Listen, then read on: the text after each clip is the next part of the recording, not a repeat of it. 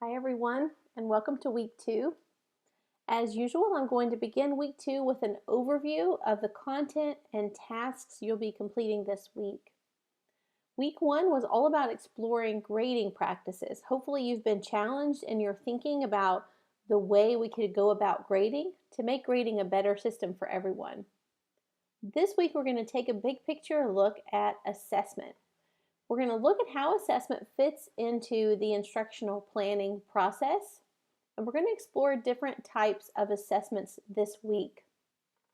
You'll see here the list of tasks for week 2. I'm going to briefly talk you through each of those and then go in depth with 2 of the big assignments for this semester that you're going to be introduced to this week. The first task is to read a brief one-page handout. It's called an assessment umbrella. It'll introduce some assessment terms to you that are going to be important as we move through the remainder of this summer. You're also going to be asked to read 2 chapters from a book called Understanding by Design. Those chapters are linked here. You're going to be introduced to one of the major assignments you'll be completing in this course called the Unit Assessment Plan. In just a moment, I'm going to give you an in-depth look at the unit assessment plan. But for now, just know that you can click here to view a template, examples, and a checklist for this assignment. You can also click on Assignments and open the Unit Assessment Plan assignment page to read more about that. You're going to consider some different essential questions that you might use in your future classroom. You're going to read about what essential questions are, watch a video about how to develop effective essential questions, and you're going to be asked to think of some essential questions on your own and post them to a discussion board. You'll do that here. This week you have a chapter to read from your required text. So hopefully you've already purchased this book called Balanced Assessment: From Formative to Summative by Kay Burke. You're going to be asked to read chapter 2, which is going to introduce you to different types of assessment. You're also going to begin developing your unit assessment plan with the first piece of that due next week. So you don't have any pieces of that unit assessment plan due this week. Your first piece is due next week, but you're going to want to go ahead and begin work on that this week, which is why I'm going to give you an in-depth look at that assignment in just a moment. You're going to be asked to read and identify examples of the 3 types of assessment. This is what that looks like. You'll be asked to do a little exploring about 3 types of assessment: assessment for learning, assessment as learning, and assessment of learning. And you'll be asked to post on this Padlet wall your examples or characteristics for each of these 3 types. To do that, you'll just type your name here at the top and then add a characteristic or example of each of these types of assessments. So I'm going to add one there, and I'm just double clicking to create a new sticky note. This is a Padlet wall. You can get to Padlet by going to padlet.com if you want to create your own Padlet wall for your future classroom. So I'm going to add one there, there, and there. Just double click anywhere on the wall to add a sticky note, add your name, and add a characteristic or example of each of the 3 types of assessment. And you're going to be reading more about those types of assessment and watching some videos about those a little bit later this week. You're going to wrap up your project-based learning challenge called What's in a Grade. You began that in week 1. You're going to wrap that up in week 2 and submit your infographic this week. And this is where you can go to submit that. And you're also going to read about the other major assignment for this course, which is called the Best Practices Symposium. That assignment is not due for quite some time, but again, you're going to want to go ahead and get an understanding of what the assignment will ask you to do and get started with the first step this week. I'm going to give you an in-depth overview of that assignment in just a little while. First, let me take you through looking at the different types of assessment and then walk you through those 2 big assignments that you're going to be introduced to this week. This week, you're going to dig into these 3 types of assessment: assessment of learning, assessment for learning, and assessment as learning. I'm going to walk you through to give you an introduction to these 3 types of assessment and show you some examples of each. We'll start with assessment of learning. This is probably the type of assessment you are most familiar with. Assessments of learning assess what has already been learned. The purpose of these assessments is to assess the extent to which students can apply concepts, knowledge, skills, and attitudes related to learning outcomes. Assessment of learning is used to determine student proficiency in relation to course learning outcomes. With assessments of learning, the teacher determines and reports the student's level of learning, and these are typically used for grading practices. You can think of assessments of learning as autopsies. These are done after the fact, so a period of learning, a unit of instruction has already taken place, and these are assessments to find out what and how much students learned. These are also known as summative assessments, which you'll be reading about in your textbook soon. An example of an assessment of learning is a test or a quiz, something that comes at the end of a chapter or the end of a unit, or even the end of a semester or a year. Those are assessments of learning. The purpose is to assess what students have already learned. The second type or purpose of assessment is assessment for learning. These are assessments for students' future learning. These are to assess in order to determine what to do next. So the goal of an assessment for learning is to assess student progress and learning needs in relation to outcomes. So instead of waiting until it's too late to do like an autopsy or an assessment of learning, these assessments are ongoing and they enable teachers to determine next steps for advancing student learning. These are also known as formative assessments. So assessments of learning are referred to as summative. Those happen typically at the end of a period of instruction. These are assessments for learning. They're known as formative assessments and they're ongoing. They happen throughout the learning experience to inform what's going to happen next. The teacher provides students with feedback on their learning, and then the teacher makes adjustments to future instructional plans based on how students do on these assessments for learning. Assessments for learning should not be used for grading purposes. The goal of these is not to assign a grade. These are not assessments of learning where you're trying to find out how much students have learned and put a grade on that. These are assessments for learning. The goal is not to assign a grade, but to determine what needs to happen next instructionally in order to help each student meet learning outcomes. Some examples might be a sticky note, an exit ticket, a ticket out the door, just a quick thumbs up or thumbs down, or a fist of 5. There are lots of examples that you'll be exploring in the next 2 weeks of formative assessments, ways to assess for learning, ways to get feedback to determine what your next steps should be as an instructor. And finally, the third type or purpose of assessment is assessment as learning. With assessments as learning, the assessment itself is a learning experience for students.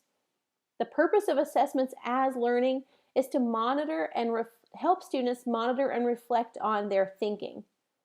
So the goal with assessments as learning is to assess students' thinking about their learning and the strategies students use. This is a student-driven assessment process. You want to guide and provide opportunities for students to monitor and reflect on their own learning and identify their own next steps. You'll notice that the first 2 types of assessment, assessment of learning and assessment for learning, are teacher-driven. The teacher designs those assessments, the teacher grades or the teacher gives feedback, the teacher determines what to do next instructionally. With these assessments, assessments as learning, the students take ownership of reflecting on their learning and identifying which strategies are working and which ones aren't, and then determining their next steps. The teacher is part of this process by providing this opportunity for these types of assessments to happen, and the teacher can also provide feedback along the way and help students to focus on the strategies that are working and not working and be part of guiding students in determining next steps. But the goal here is for students to reflect on and determine what they need to do next to continue their learning. Assessments as learning are not used for grading practices. An example of an assessment as learning would be a self-assessment. If you ask students to reflect on their own goals, Here's an example where a student has done that. She's reflected on her learning goals, identified the strategies that worked, and listed when she demonstrated those goals. So this is student goal setting, student self-assessment. Here's another example where a teacher has posted some important concepts the students are working on and asked students to use sticky dots to show which ones they know and can do. Again, this is a student-driven assessment process. You'll be looking closely at those 3 types of assessment this week and developing examples or considering characteristics of these 3 types of assessment. The goal with these 3 types of assessment is a balanced assessment approach, and you'll be exploring that throughout your text, which is called balanced assessment. The goal is for you to balance your use of these 3 types of assessment so that you're not relying too heavily on one or the other. There are going to be times in your classroom when you need assessments of learning.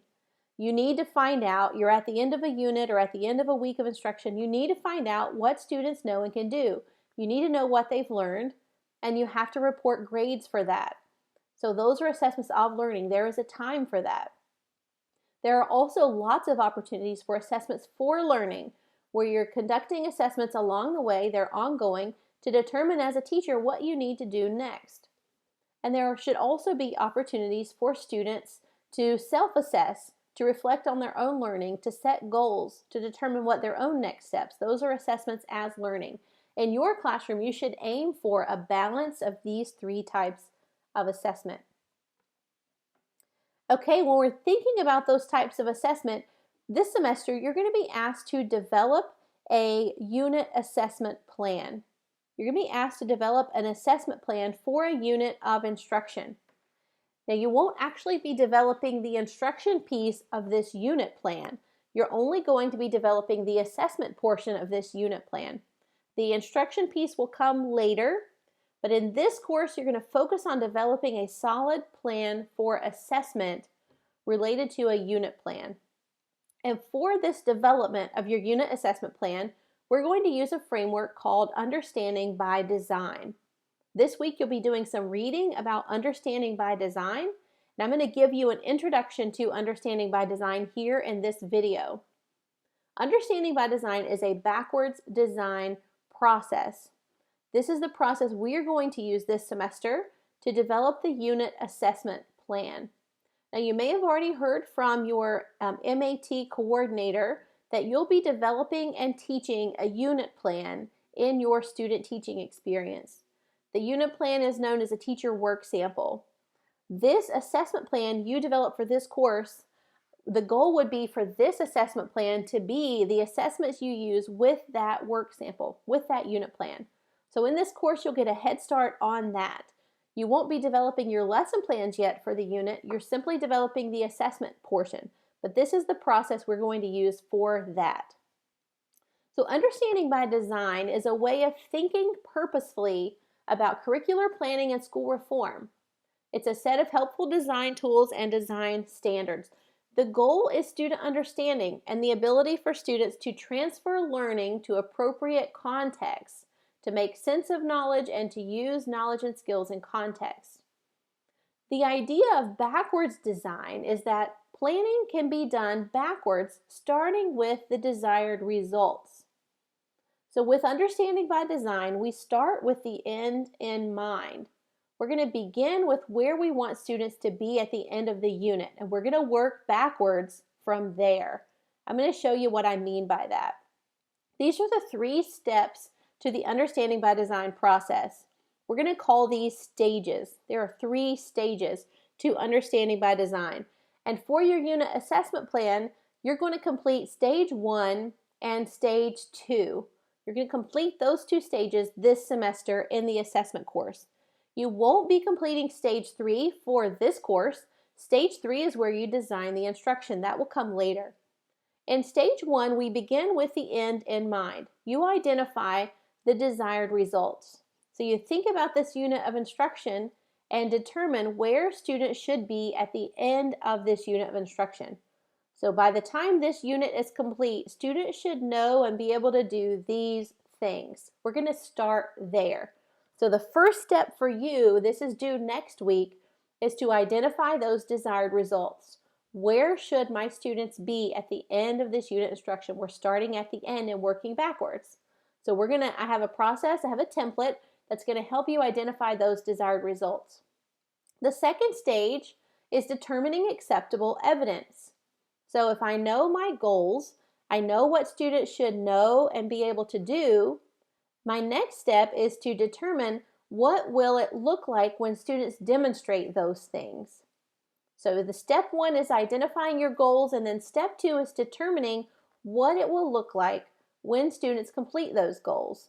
When students master those content standards, how will I know? That's determining acceptable evidence, and that's where the assessment development comes in. Stage two is all about developing assessments that will allow students to demonstrate those outcomes. So stage one, we identify the outcomes. We start with the end in mind. Then we develop assessments that will show us whether students have met those outcomes. And in stage three, we develop a learning sequence, a sequence of instruction that will help students work toward mastery of those standards. So stage three is the lesson planning process that actually comes last in this backwards design process. Now, a lot of teachers do this the other way. They start with stage three. They start with some lesson plans, or they start with a sequence of instruction, or they look on Pinterest and they find a really great idea or an activity and they think, that's where I'm going to start. And then they get to the end of the unit and develop an assessment based on what they actually taught. But what Wiggins and McTighe, who developed Understanding by Design, would encourage us to do instead is to begin with the end in mind and then develop our assessments and our instructional sequence to make sure that all of our instruction is aligned with what students need to know and be able to do. That's really the goal of Understanding by Design. So we're going to work through stage one and stage two. By the end of stage two, you're going to have a solid assessment plan in place for your unit plan. And then your only piece left will be develop a sequence of learning experiences, a sequence of instruction that will get students to be able to demonstrate a proficiency on those assessments, demonstrating that they have achieved those desired results. UBD, or Understanding by Design, is a continuous improvement approach to curriculum design and learning. You should be gathering information all along the way to make adjustments to your instruction. So even though with Understanding by Design you developed a solid unit of instruction, a solid unit plan, you'll be gathering feedback from students along the way through the use of those assessments for learning to make adjustments to your instruction as needed. Here's an example of the backwards design process. When I'm developing a course, this course for example, I use the backwards design process. I start by identifying student learning outcomes. What are the things students need to know and be able to do by the end of this course? I look at the big, broad outcomes for the end of the semester. Consider what students need to know and be able to do. Next, I create assignments and assessments that will help me determine whether students know and can do those things. And I also develop rubrics for those to determine what mastery would look like. This is stage two. And finally, stage three, I develop a course calendar where I sequence out the topics and activities we'll do throughout the semester. I consider topics we'll explore, resources we will use. I think about ways students might interact with each other and with the content. This is my daily or weekly lesson planning process. But I've started with stage one with the end in mind. Stage two by developing assessments to help students demonstrate mastery of those. And finally, stage three, where I do my lesson planning, develop an instructional sequence to help students meet those desired results. That's the backwards design process. And then your next steps would be to analyze student work as you collect it. Keep referring back to the learning outcomes. See how students are progressing toward those outcomes as you continue to gather student work. Give students feedback and gather feedback from them on how the unit is going. Reflect on an ongoing basis, and then for me, I make revisions to the syllabus for future sections based on what I learn about students and how well the assignments and the learning sequence help students reach those learning outcomes. Now, for you to work on your stage one of your assessment plan, which is identifying desired results, there's an important process that has to happen in stage 1. That is developing learner objectives. For stage 1, you're going to begin with content standards and then develop objectives that answer what and how. So what's the content and how do students need to interact with that content? For you to develop your stage 1, you're going to begin with a content standard or a small group of content standards tied to your unit plan. What are the content standards guiding instruction in this unit plan? And then you're going to break those standards down into measurable objectives that will represent your stage 1 of your unit planning. Your measurable objectives need to be more specific and more measurable than the content standards. And this can be a difficult thing to do. What you'll want to do is start with your content standard, or perhaps you have 2 or 3 content standards that are closely related. And then you're going to have to break those down into specific measurable objectives. And then you'll take those objectives and develop assessments to find out whether students have met those objectives. I want to show you some examples to help you work through this process of starting with the content standard and then breaking it down into specific and measurable objectives. An example here is of a content standard says, determine the meaning of words and phrases as they are used in the text, including figurative and connotative meanings. Analyze the cumulative impact of specific word choices on meaning and tone. This is a standard from the Common Core State Standards for English Language Arts. You'll see that there is a lot to this standard, and this might be a standard for my entire unit plan. But in order for me to develop assessments that are closely aligned with this standard, I first have to break this standard down into some specific measurable objectives. And typically from one standard, I would be able to develop anywhere from like 3 to 7 specific measurable objectives from that one content standard. And it just depends on how complex your standard is. So from this large, complex standard, I would then develop several small, specific, measurable objectives. And all of these objectives should help me determine whether students have met this standard.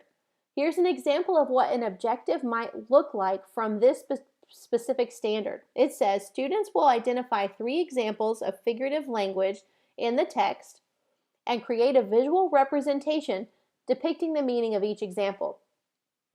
So there's something specific and measurable so that I will know whether students know and can do this standard. But this is only one piece of that standard. This would be just one of the objectives that would come from this standard, and I would need to develop more objectives to make sure that I've broken this standard down into all of its parts in a specific and measurable way. And then I would develop assessments or assignments that would allow students to demonstrate these objectives. Here's another example. A standard might say, cite strong and thorough textual evidence to support analysis of what the text says explicitly, as well as inferences drawn from the text. So this is a complex standard again. I can break that down into some specific measurable objectives. Here's an example. Students will know how to use text evidence to support a claim about the text. Okay, so students have to be able to use text evidence to support a claim. Another objective from this same standard might be, students will be able to differentiate between explicit textual evidence and inferences drawn from the text by citing examples of each. Because in order to master this standard, students are going to have to differentiate between textual evidence that's explicit and inferences that are drawn from the text. So if I take this standard and I break it down into specific objectives, then my next step would be in stage 2 to develop some assessments to determine whether students have met these objectives. Some ideas might be, I might have students complete a 3-column chart to analyze a text and provide textual evidence. So my 3 columns might be explicit text, inferences, and then textual evidence. So I might have those 3 columns where students are reading a text, they're identifying explicit textual evidence, they're identifying inferences, and then they're telling what the text says to support that. That might be an example of an assignment or an assessment to help me see if students can do this. Here's another example. A standard might say, infer how human activities such as population growth, pollution, global warming, burning of fossil fuels, habitat destruction may impact the environment. There's a standard. To break that standard down into specific objectives, it might look something like this. One objective might be to summarize human modifications of a specific ecosystem. So students might explore a specific ecosystem and summarize the human modifications that have taken place there. Another objective might be for students to interpret data that shows how human activities have impacted the environment. So they need to be able to take a look at data, and there are some great websites with some rich data sources. I might have students interpret data to examine human activities and the impact on an environment. Another objective related to the standard might be to have students offer solutions to potentially offset the impact of human activities on a particular ecosystem. So all three of these objectives put together might help me determine whether students can meet this standard. So an idea for an assessment might be to have students conduct a case study of a specific geographic location. This case study would include these three objectives. They would have to summarize the human activity that's happened there. They would need to interpret some data related to the impact of that human activity, and they would need to offer some solutions for offsetting future impacts on that ecosystem. This is a great opportunity for project-based learning. I might have students do this research collaboratively in a group and then present their solutions. This is a great assessment opportunity, but before I can develop this assessment, I first have to break that standard down into those specific and measurable objectives. A final example. A standard says, analyze multiple perceptions of the American dream in times of prosperity and crisis through Reconstruction. So two objectives might be, students will be able to analyze political cartoons and other primary sources to determine changing perceptions of the American dream over time, and students will be able to examine oral histories that depict different perceptions of the American dream. Those are two different objectives students might need to meet in order to master this standard. So for an assessment idea, I might have students design and conduct mock interviews with historians and Americans related to perceptions of the American dream. I might have students include primary sources like diary entries, and a final product might be creating a movie trailer selling the idea of the American dream. So you can see how stage one starts with a content standard and then involves breaking that standard down into specific and measurable objectives of what students will know and be able to do. And then your next step in stage two will be designing assessments to help you determine whether students have met those objectives. That's what you're going to be asked to do in your unit assessment plan. I'm going to take you to the unit assessment plan assignment just so you can see the resources available for you there. You have your entire unit assessment plan assignment here, and you also have a unit assessment plan stage one. Stage one is what's due first. Stage one is going to be due next week. But then your entire unit assessment plan with your assessments and everything will be due later. Here's an example of what stage 1, 2, and 3 look like. Stage 1 starts with identifying your goals, and you have a template for this in Canvas. You can download a template to work on your assessment plan there. Stage 1 is identifying your content standards. You're just going to copy your content standards directly from your standards document for your goals. Then you're going to brainstorm what are the big ideas that students need to understand as a result of this unit. There should be a couple of big ideas associated with your content standards. And then develop one or more essential questions. And this week will give you some help with developing essential questions. You're going to develop those essential questions that will help students understand and transfer what they're learning in this unit.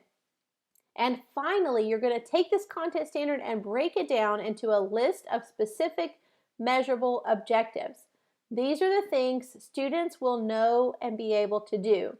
You can refer back to the examples I shared earlier of taking those standards and breaking them down. Those objectives are things that will be listed here. In this portion of your stage 1 document, you should list all of the objectives that students will need, everything students will know and be able to do in order to master this content standard at the top. That's what this stage should include.